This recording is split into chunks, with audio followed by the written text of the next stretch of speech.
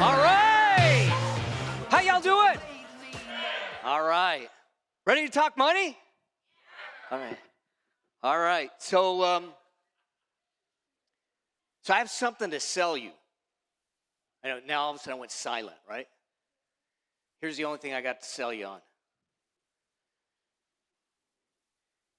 Is the possibility of your dreams are within reach.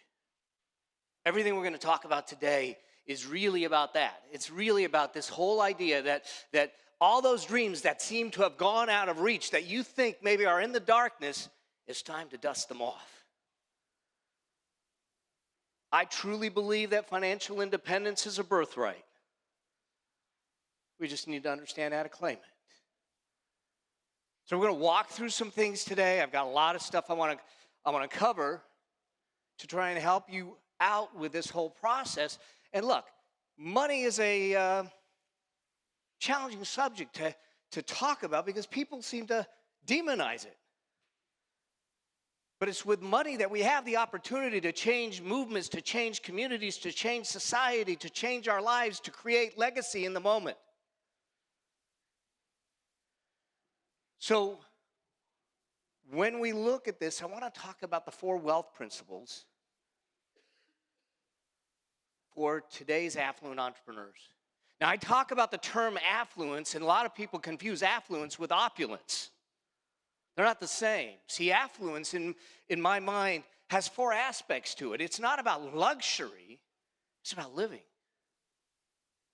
See, affluence first has to be meaningful. It has to be something that internally just excites you, brings you joy. The second thing that it needs to be is it has to be impactful. In other words, if meaningful is internal, impactful is external, is outside, we get to make a shift in people's lives, whether it's the people we love, the people that are living with us, or the people we serve. The third aspect, and this is the only aspect that has to do with money, is it needs to be fruitful. We got to pay the bills.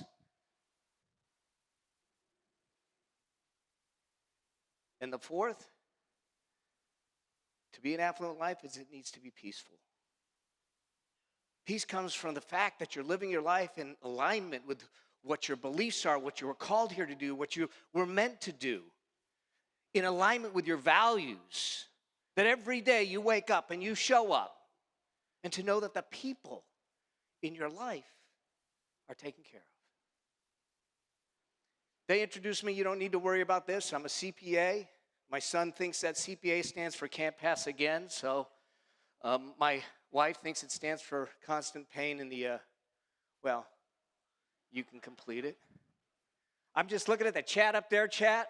And those of you in the virtual rooms, hey, say hello. All right, so let's just talk about this. I want to have a conversation about this piece. I want to go backwards to here. Because how many of you grew up in a family, in a household where they said, don't talk about money. It's impolite. Yeah, I did too, all right? I did too. But here's the thing. Money is really a difficult topic because it's emotional. It's personal. You'll watch people that will forsake their health, their relationships for money. They'll forsake their ethics for money. But the fact is that we demonize the money in the process and we don't want to talk about it. But it's not the money that's the issue. Money is agnostic. It's a tool. And just like any tool, that hammer can build a cathedral, a palace, or it can tear it down. It's how we use it. See, money is simply that. So if we are willing to have a safe and sane conversation around money, then let me see in the chat room that you say yes, and out here say yes. All right, so here's the deal, because if we have money issues, we won't solve money problems without having conversations around them, because of the fact that there isn't a problem in the world that doesn't get solved without a conversation. I did interviews of many, many entrepreneurs, people that started out, just starting out, to billionaires, all across the board. Every single one of them, without question, every single one of them, without question, had shame, guilt, and embarrassment around money. Some were guilty because they had it. Some were guilty because they had it and lost it. Some were guilty because they didn't have it. But it was still there. It's an emotional topic. Let's have the conversation, though. I learned this at the hands of a 6-year-old boy. See, I was a CPA. I had partners. And back in the mid-'90s, they came to me and said, hey, Mel, we don't want to be partners anymore. I go, what?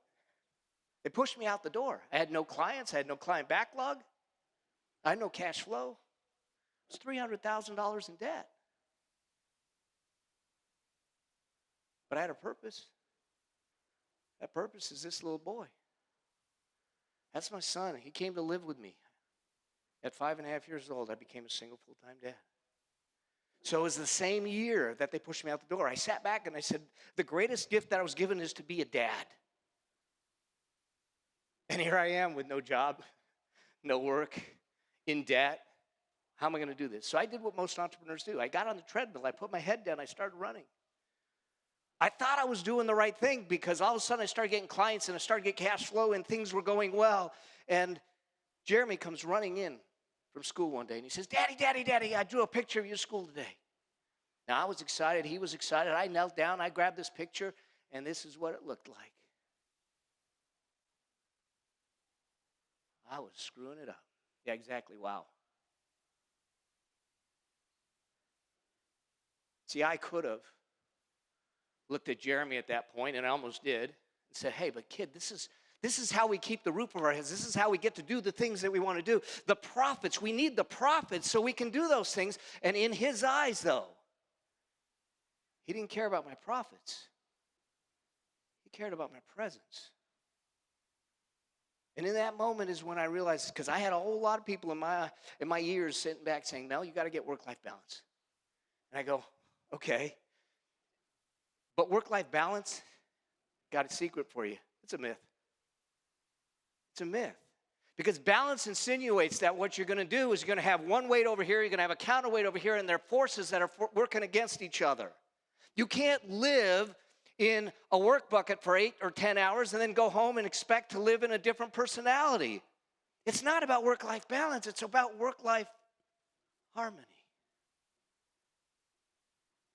Everything's got to work together because every choice you make, money, business, personal, they're all life choices. They affect lives.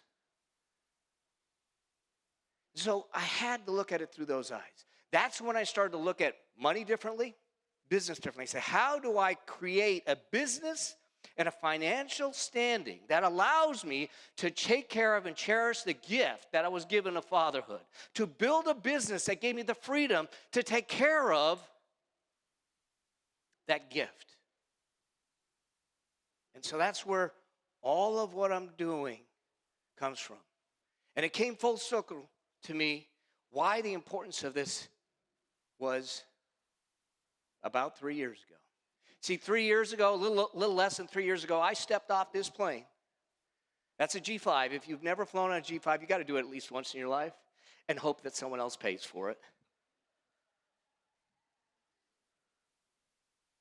I stepped off that plane after masterminding with some of the top entrepreneurs around, $100 million, billionaires. We're doing things. We're flying back. We're having a great time. I'm speaking on big stages. I just finished a big launch, and things are great. 2 weeks later, after I stepped off that plane, I found myself here. I heard the 3 words that may you never hear in your life. You have cancer. I go, what? They found a 5-centimeter tumor in my bladder. When they went in to take it out, this was the day they were going in to take it out. The doctor comes in, he says, you understand what we're going to do here today? And I said, yeah, you're going to take that doggone tumor out. He says, yeah, but. I go, well, but from a doctor is not what you want. He says, it's on top of the prostate. So we might have to remove the prostate. We can't see the ureter on the right side. So we might have to put a tube in a bag for the kidney. And if it's really bad, you might lose your bladder. So my life got flipped upside down. It got turned over, and I sit back, and this is not about the cancer. This is about, are you prepared when life happens? Because it will. I knew in that moment that I'm going to have to shut everything down. I'm going to have to sit back and say, I'm going to stop the business. I'm going to focus on my healing. I'm going to focus on my family. I'm going to focus on the things that are important right here and now. And doing business wasn't one of them. But here's the beautiful thing. What I learned from a 6-year-old boy and the things that you're going to learn here today allowed me to do that without sacrificing. In other words, I fought the cancer medically. I fought the cancer emotionally. I fought the cancer energetically. I fought the cancer spiritually, psychologically. But I didn't have to fight the cancer financially. When they went in, they found that the tumor wasn't 5 centimeters, it was 7.5 centimeters. It took them 6.5 hours to get it out. Fast forward. 3 surgeries in, 4 tumors down, 42 treatments in, and completely cancer-free.